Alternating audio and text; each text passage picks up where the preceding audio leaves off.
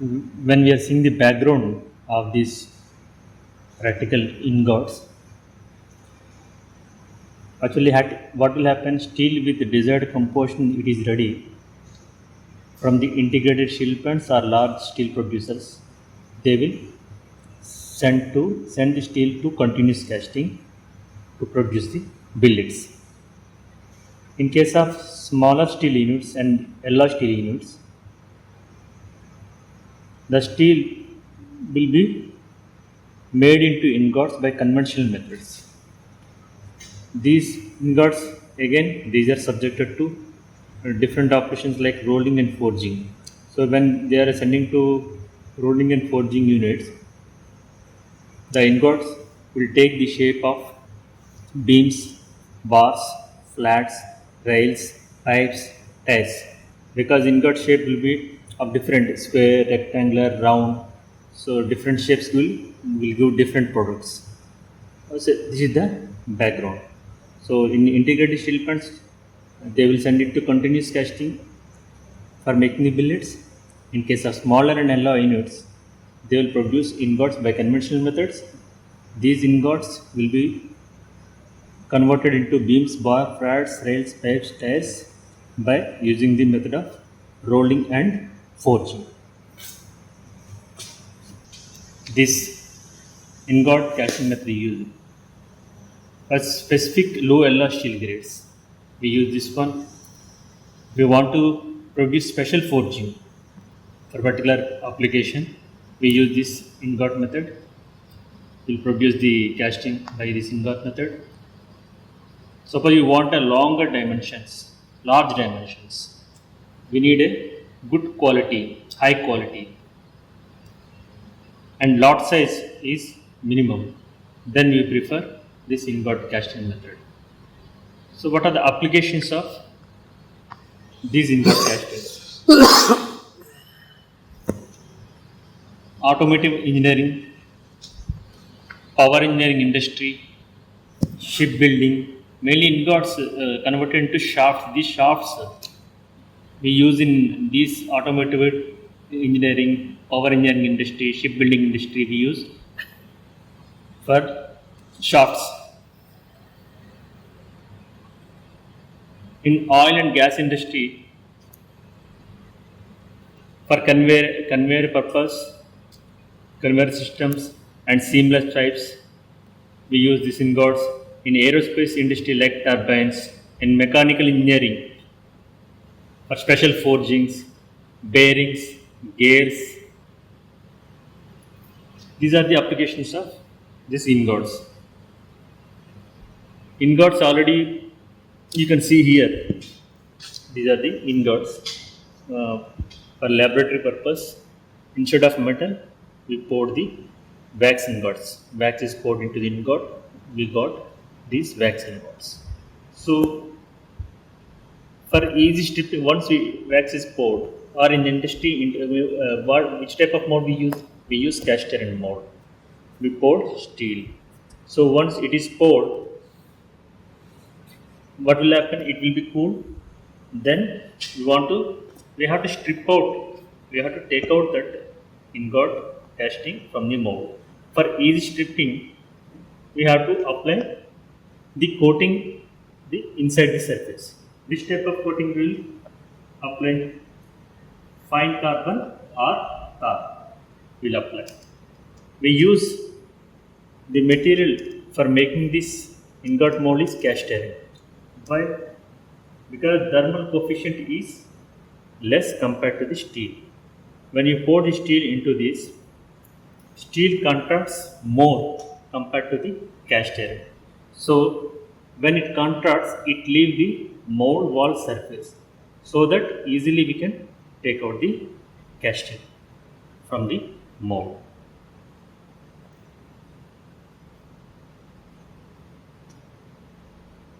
In industry, what they will do, they can do the metal pouring from the top or from bottom arrangement also they can pour. When they are pouring from the top, we have the problem. What? The metal is exposed to air. You may get defects, gas defects. But what is the advantage of this one? Because only few people are required, few labor is required, and more refractories are required. Refractories means when for pouring the metal, suppose top pouring we don't need any refractories, just we'll pour like this. But in case of bottom pouring, we have to make a channel with a refractory. What will happen? Suppose we want to pour, we don't want to pour the top pouring, we want to pour bottom. Bottom means we have to use the path with the refractory only. Through the refractory pipe or refractory channel, the metal will go and slowly it will rise from the bottom. So this is the bottom pour. In case of bottom pour, we have to use more refractories, more cost involved, and metal temperature loss also will be there. But there is no aspiration of air. There is no air aspiration because the metal is not exposing to air. So gas defects will come less compared to the top pour.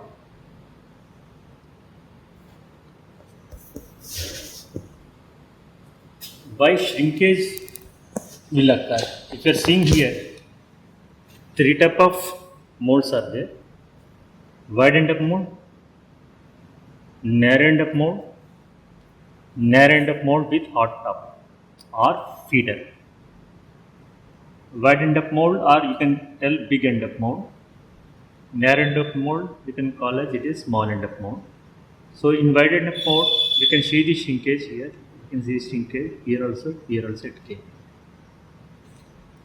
In case of narrow end of mold, you can see shrinkage is more, means this cavity is more, this pipe is having more length. Same narrow end of mold we have taken. What we have done, just extra, we are keeping this hot top, means extra.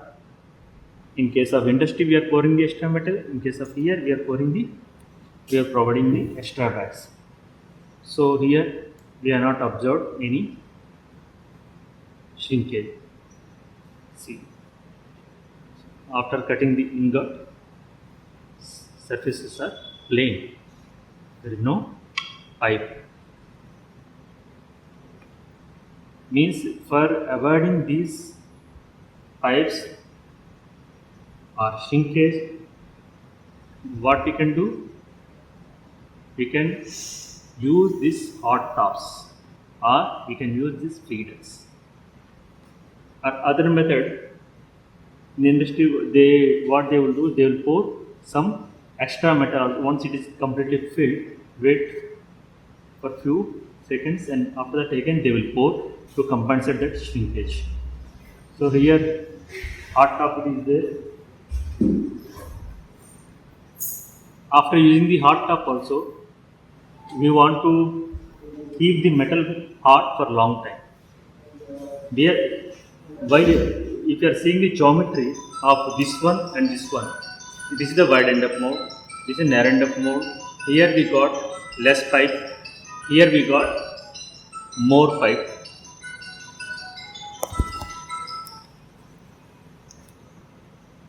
Geometry, when you are seeing, wide end is there, bigger cross section is there at the top, smaller section is there at bottom.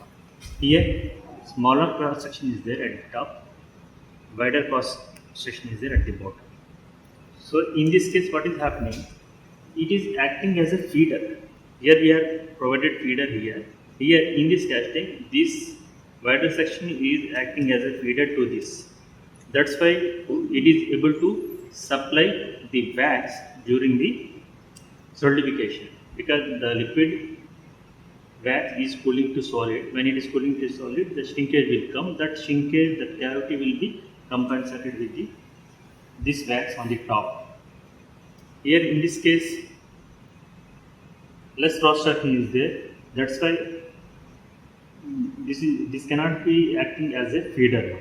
Compared to this one, it is not efficient because the cross section is less compared to at the bottom. That's why we got more shrinkage. Here, extra metal we have provided or extra wax we have provided, so that whatever the pipe is there, that will come at the top. So pipe we are eliminating from here because we want to use the ingot from here to here means what are the defect will come that will go into this one. The pipe will be eliminated by this one. To keeping the hot for long time, what we can do, not only just putting the hot top, we can put some exothermic materials also above the metal. What will happen? Because of that, the metal will be hot for longer time. When the shrinkage comes, the shrinkage will be compensated by this metal. So we will get defect free casting, high free casting. We will get.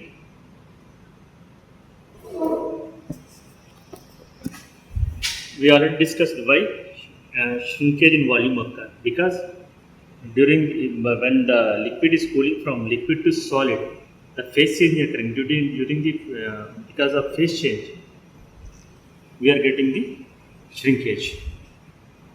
How it will appear? It will appear as a pipe. We have compared the ingots wide end up, narrow end up, and narrow end up with hot top.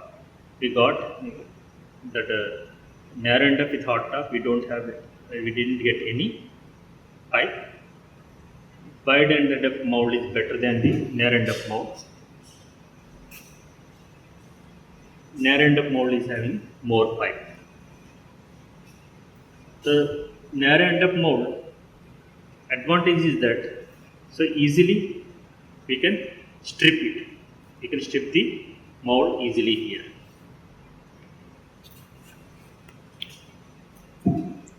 Mold weight, when we are seeing the mold weight, this mold weight should be 1.1 to 1.5 times of ingot weight.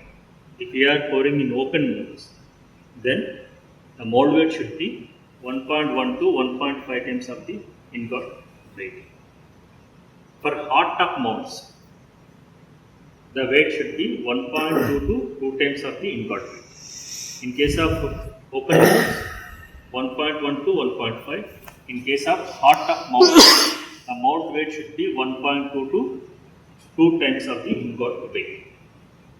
And the taper outs in the mold, that should be 20 to 40 mm per meter. Then that taper should be there so that easily we can strip the casting from the mold.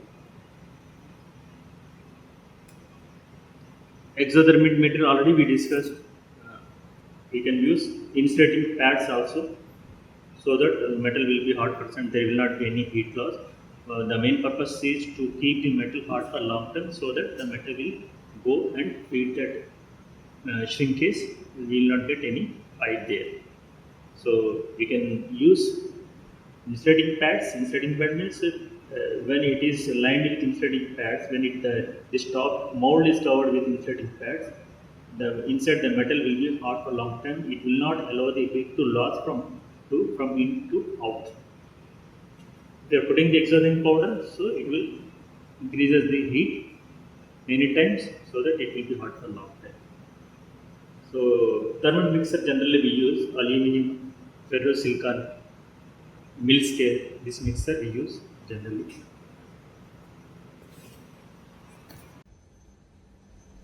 Now here we are preparing the wax ingot, preparation of wax ingot. In this we have 3 sections are there. 3 sections means in the industry also, before pouring the ingots, we have to melt the metal, and there will be a molding area where the molds will be ready. So after melting, the metal will be transferred into the mold. Like that, here also we are not melting the metal. We are preparing the wax ingots. Means wax we are melting and pouring that wax into mold. So we will get the wax ingots. Here, what are the things that are required to prepare the wax ingots? First, base plate heater. Base plate heater, you can see there. Base plate heater, this one. Here it is a container. In this container, we can load this wax. to melt the wax. So it is hot plate and container is there. In this we load the wax material because we have to melt the wax. And you have already seen the hot plate. In the industry we use furnace, here we are using hot plate. There in industry we are using the metal and here we are using wax. So this is the raw material we are using wax and it is weight that it is showing 2 kilo. For that 10% of naphthalene ball means 200 grams of naphthalene ball we have to add. After melting the wax, when you are putting the wax into that container, when it will melt, once it is melted, we have to add this naphthalene balls, 10% of the weight. That is 2000 grams, means 2 kilo wax is there. So naphthalene will be 200 grams. We'll put into that wax melt and we'll homogenize before pouring the wax into these molds.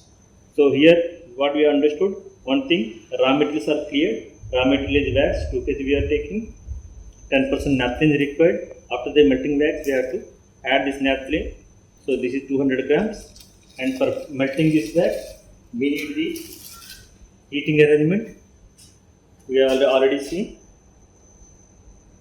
So before pouring the metal into this ingot, ingot preparation is also required. Ingot preparation is required.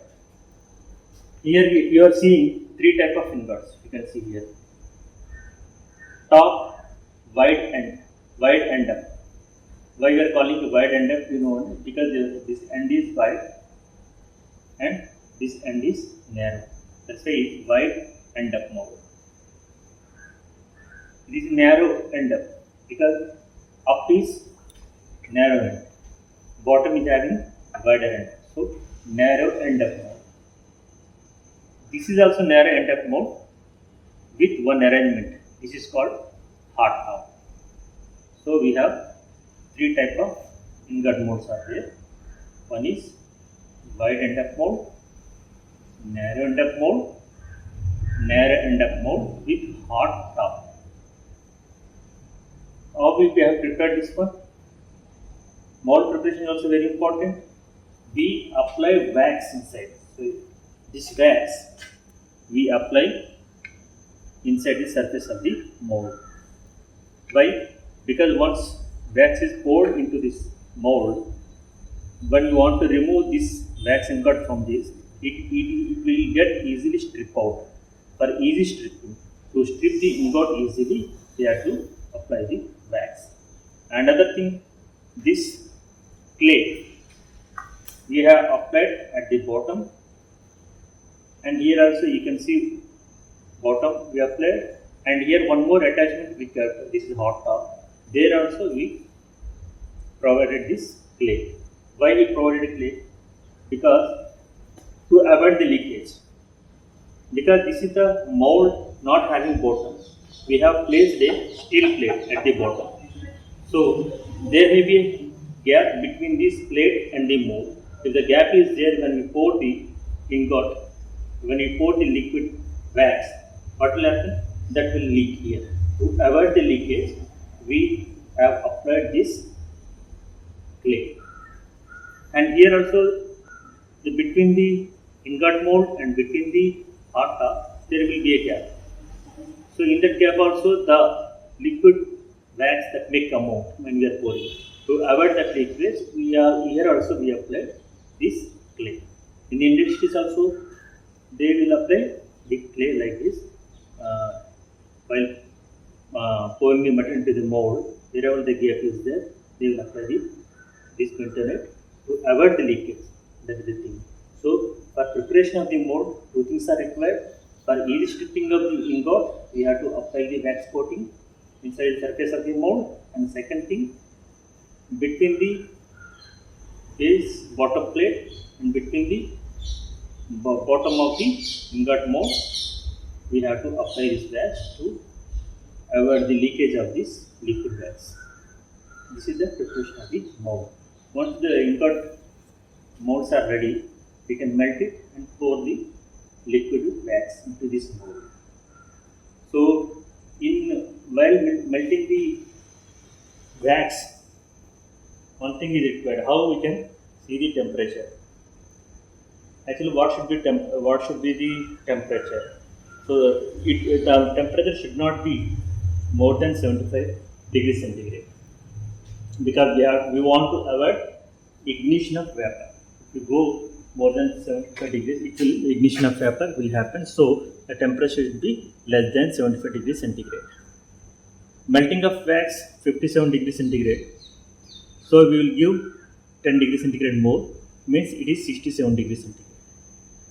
Means we are more than the melting temperature we are going, that is superheat temperature. In dentist also what we'll do, exactly melting point, we melt the metal, but when we want to pour the metal from the furnace to here, what will happen? There will be some time gap. In that gap, the temperature of the metal will drop. So we have to consider that temperature drop. Otherwise, what will happen? In between, the metal will be solidified. Here also, when we increase the temperature more than the melting, is 57 plus 10, 67 degrees, the temperature is more, then it will be more than for long time, so that easily we can pour all these molds. Otherwise, sufficiently we are not increase the temperature. Sufficiently we are not heating the superheat the wax. What will happen? That will be solidified in between. That is the thing it is here. So that always we have to superheat that liquid wax, so that it will not solidify in between. So easily you can pour all the molds. It will be molten for long time. And other thing, once wax it is poured, we allow to solidify. After that, we'll strip out the molds for study. And to see the temperature, we use this radiation parameter. This is the radiation parameter. So here you can see temperature it is showing. When you press it, see that red color dot is coming. So we want to see that object, means we can concentrate like that. So when metal is melting, if you focus this dot on that, so you will get the exact temperature. So like this. So you can see here it is showing the temperature. So this is the infrared radiation parameter to measure the temperature.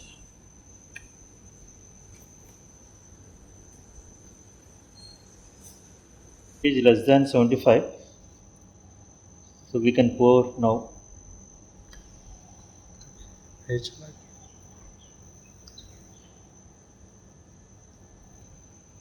Now we are pouring the ingots.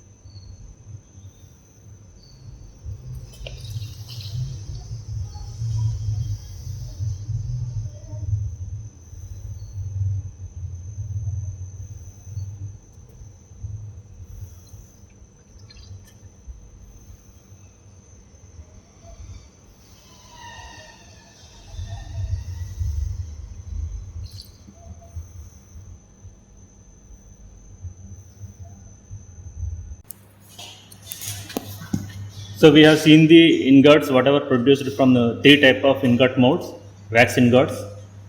So after this, we are for examination we need some tools. What are the tools are there? Saw blade, you can see the saw blade here, because to see the internal pipe also, because outside pipe what we are seeing that is visible on the top, but inside what are the pipe is there, to see that pipe or to find out that pipe volume, we have to cut into two pieces longitudinally. That's why we need this saw blade, and dure it with water. Dure it with water, it is available, because to find out the volume of the pipe which can be seen on the top, or we can be calculated, just we put the water into that cavity, and what are the volume occupied in that cavity, that will be the pipe. So we need this one, dure it with water. To cutting the ingot we need blade, because we have to cut into two halves to see the internal pipe also, and to see the pattern of that pipe also. And measuring scale, because we have to find out the volume of the ingot also. To find out the volume of the ingot, we need the scale. We have to see the measurement of the top and bottom, and top dimensions and bottom dimensions. We have to measure. And once the ingot is cut into two pieces longitudinally, we have to take the impression of these ingots. How we take the impression of the ingot? Everything, the procedure will be shown. After this, just we are discussing, we have to make into two halves. After that, the surfaces we have to make it smooth by using this blade only. After planing that one, what we will do? We will put a paper on that ingot. Assume this is the ingot we already cut into two pieces. This is a flat surface. Assume that here some pipe is there. When we are placing the paper on this, here what is our target? We have to take the impression of this one. Whatever the pipe, after cutting you can see some pipe may be formed there. We have to take the measurement, the length of the pipe we have to see. Or how we will see? Because this is the wax surface. So we have cut into two pieces. After that we have to smooth this one, because the paper has to place properly. Then only when you rub with this glass rod, we will get the impression. Here assume that this is a flat surface completely. Here pipe is there, and we are putting paper on this, and we will rub like this. What will happen when you are rubbing? Whatever the wax is there, that will be sticked to the paper. If the paper is in contact with this surface, then you will get the wax. But if you are seeing the pipe, the pipe will not come in contact with the paper. So the wax will not stick here. So finally what you will get, after doing this one, after rubbing on the surface of the ingot, we will get the impression on the paper. In that impression, what we will get? Two things. One impression, wherever the flat surface is there, that wax will be sticked here. At the center, wherever cavity is there, pipe is there, that will not stick to the paper. So there wax will not be there. After this, what we'll do? We'll apply this ink with the brush on that. What will happen? Wherever wax is there, this ink will not absorb. Wherever wax is not there, wherever the cavity is there, the ink will be absorbed. From this we can calculate the length of the pipe and everything. So while doing the step by step, we can understand this one. So we are starting from determining the volume of the ingot. Because why we have to see this one? Because for finding out the different things. Different thing means, see here in this table you can understand, we have taken three type of molds: wider end up mold, narrow end up mold, narrow end up mold with feeder. Or you can call it big end up mold, small end up mold, small end up mold with feeder. Anyway you can call it wider or bigger, narrow or small. So we have calculated the area, because these are just only physical dimensions, area of the bigger end ingot. Because for each and every ingot you have two ends, bigger end, smaller end. So with the help of this we can measure the dimensions. So bigger area also you will get and smaller, and also you will get the area. Just you have to physically see the dimensions of these. Then you will get the top area, you will get the bottom area also. So it is easy to calculate. Here you have the 3 modes. In these 3 modes you can calculate all the things. You can see here also it is written. Ingot figure is drawn. So after calculating the area, I have written here the wider end of mold, bigger end of area 25, narrow end of bigger end area 25, narrow end of the feeder at bigger area is 25. This can be denoted as AB, area of bigger end. Like that, area of smaller end. Here, I have to correct it AS, area of smaller end. Same thing, whatever the smaller end is there, we will measure the dimensions and take the area of this one, and we will take the area of all these 3 and we will place here. We will get the smaller end area also. Then volume of the ingot. Volume of the ingot, how we will get? Once you get area of the bigger end, area of the small end, how we will calculate? You can see this calculation.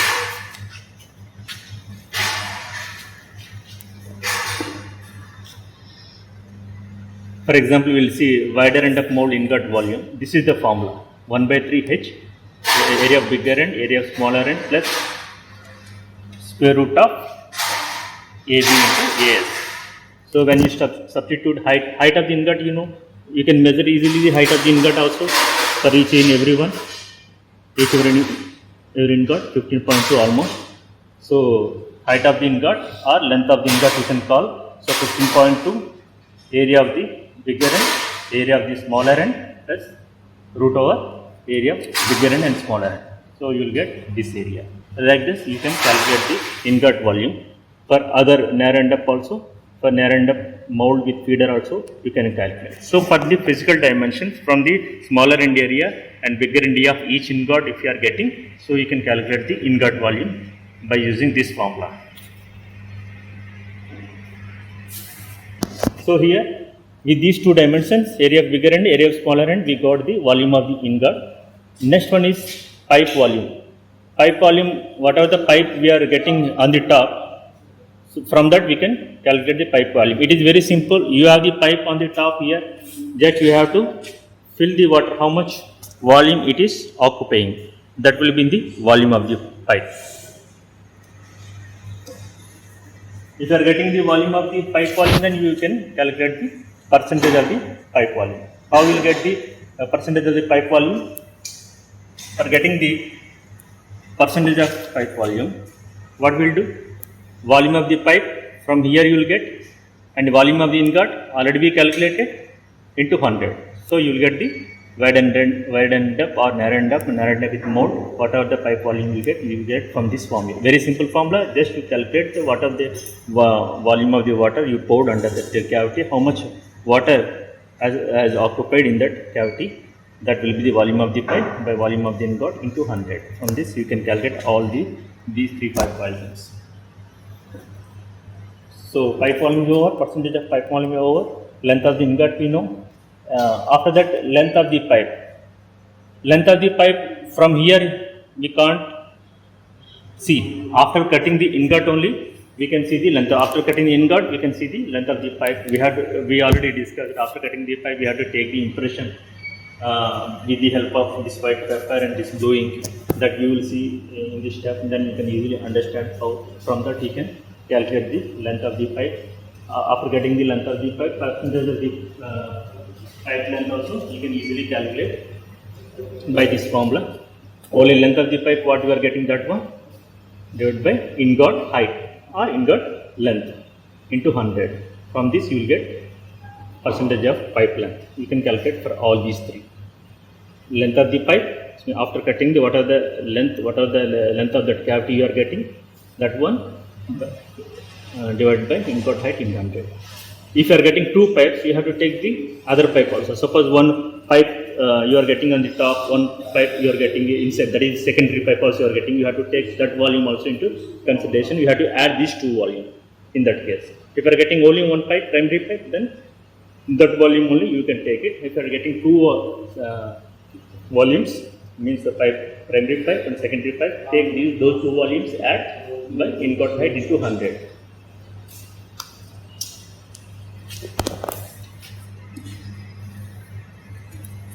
Then finally, percentage of ingot yield. Ingot height you know, length of the primary pipe you know, by divide by ingot height into 100. You will get the ingot yield. Ingot height minus length of the primary, that which can be discarded, that one divided by ingot height into 100. So these are the small formulas are involved to calculate the percentage of the pipe volume, percentage of the pipe length, all these things. So now we are doing the experiment. So here it is a very simple thing that by using the physical dimensions, you can take up this wider end area, big end area. That I think no need to explain that one. It is a very simple thing. Take two dimensions, take the area. You will get ingot area, bigger end area, ingot area of the smaller end area. So volume of the ingot we will see.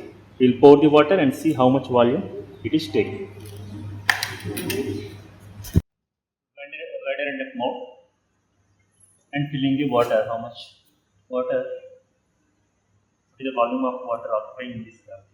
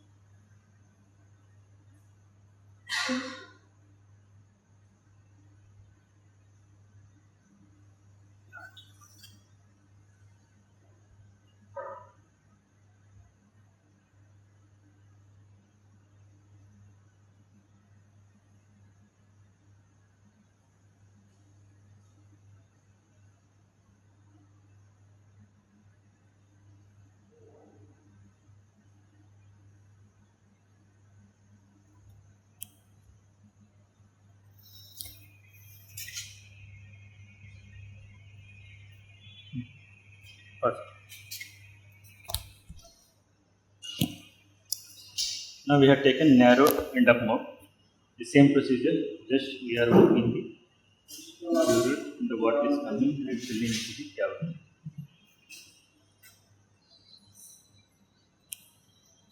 With the narrow end of mouth, that's why cavity, the pipe we are getting more depth. That's why it will take more water, it will take more volume.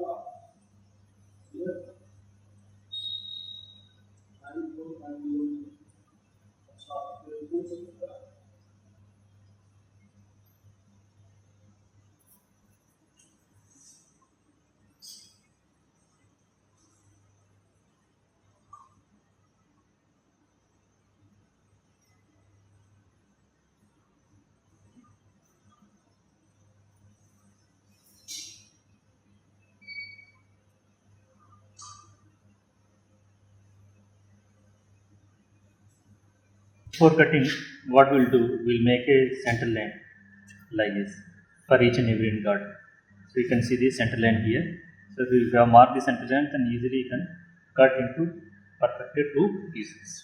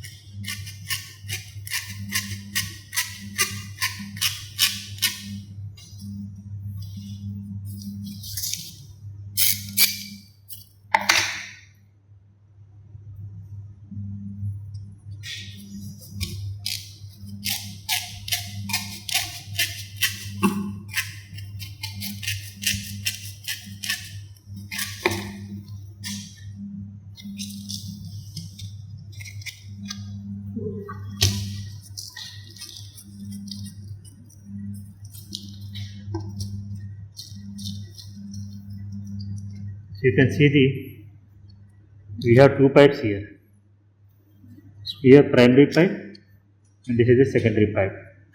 So you have to properly clean this one.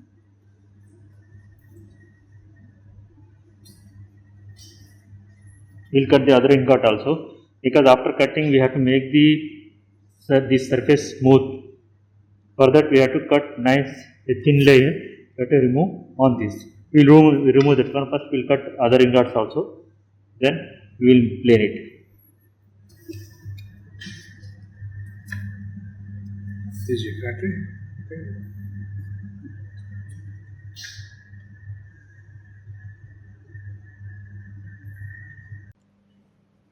Now you can see the widened up mold, how it is looking like. Shrinkage here, primary shrinkage you can see here. This shrinkage here also you can see. So now after cutting into two horizontal pieces, longitudinally we have cut into two pieces and made it smooth with the help of that hexa blade.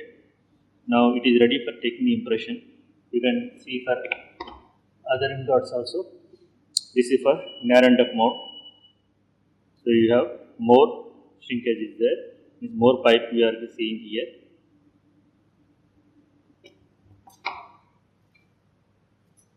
This is narrowed up mode with hot top. The hot top we provided, that's why we are not observing any cavity here. So this is the CC surface, and after cutting also it is looking smooth. There is no defect after putting the hot top. You can't see any cavity or pipe. One off.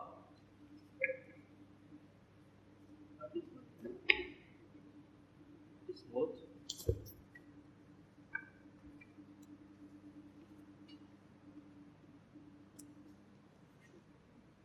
We are placing on the table with the cavity will be exposed this side and place the paper like this. Then with the help of this paper bed, spherical paper bed, we will rub this. Only just we want to take out that wax, whatever the flat surface is there, the wax will be stick here, and wherever the cavity is there, just wax will not stick. Just we are pressing here.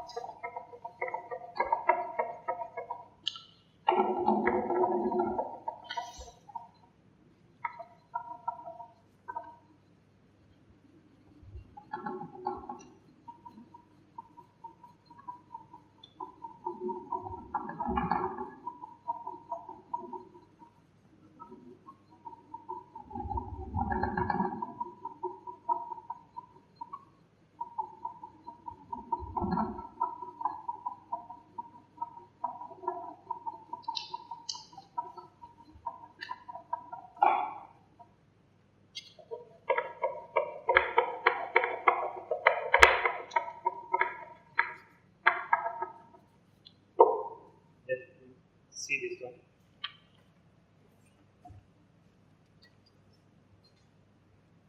So here we are getting the impression of the ingot and this pipe also. Now we are applying this ink on this. Here wax is there. Here it will not stick, the ink will not absorb. Here wax is not there, wherever the cavity is there ink will absorb. Like this we will do for all the two ingots, because one ingot is you are not getting in the pipe, that is narrow end up mold with hot top. Only wide end up mold and narrow end up mold we have got. Thus those same thing we will do. We will take the impression of like this, and after that we will apply the ink.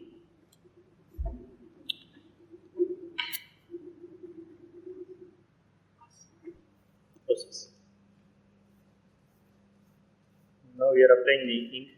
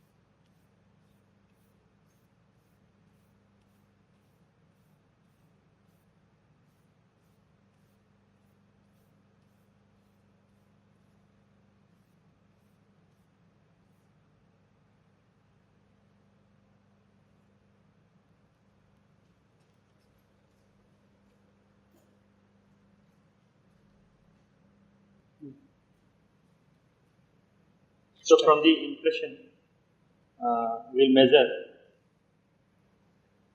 the length of the pipe, secondary pipe. Here also same thing. From the impression, we will measure the length of the pipe with the help of the measuring scale, and we can take the volume of the secondary pipe. By previously we have shown in the experiment how we have poured the water when before cutting this ingot, how we have taken the volume. Just we poured the water, how much volume it is occupied, that will be the pipe volume. Here what we are seeing here, we observed one more pipe inside.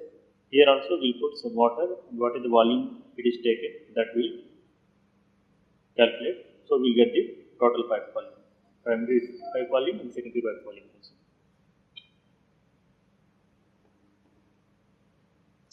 After doing these measurements, we will put into the table and we discuss the results.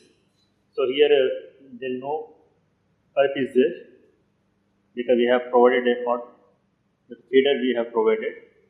That's why we didn't get any pipe.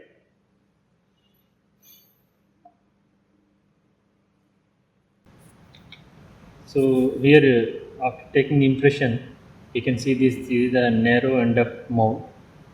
We can see clearly the length of the ingot is 15.2 centimeter, and pipe from here to here, this is of 11 centimeter. This is for narrow end of mold. See, pipe length is 11 centimeter. This is the total height or length of the ingot.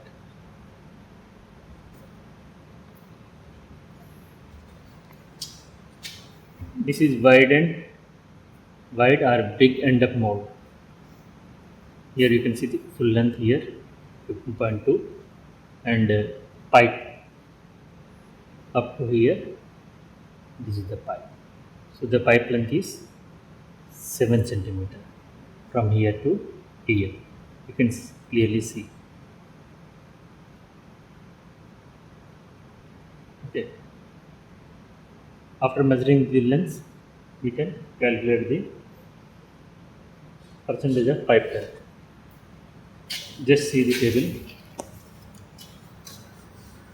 We already discussed about ingot area, bigger area, ingot area of the bigger end, ingot area of the smaller end. So from this we calculated the volume of wider end of mold, volume of narrow end of mold, value of volume of the ingot of a narrow end up with feeder. Pipe volume by just pouring the water into that cavity we calculated. This is 18, 25, and here pipe is not there, that's why it is nil. The percentage of pipe volume that we already discussed how we calculated. Volume of the pipe by volume of the ingot into 100. So volume of the pipe you know, so volume of the ingot you know, so into multiplying with 100 you will get the percentage of pipe volume. 5.58 for wider end up, 7.91 for narrow end up, and here pipe is not there, that's why it nil. Length of the ingot you know 15.2, and length of the pipe we measured 7 centimeter for wider end up mount, 11 centimeter for narrow end up mount, and here pipe is not there, it is nil. So percentage of pipe length, also we showed how we calculated length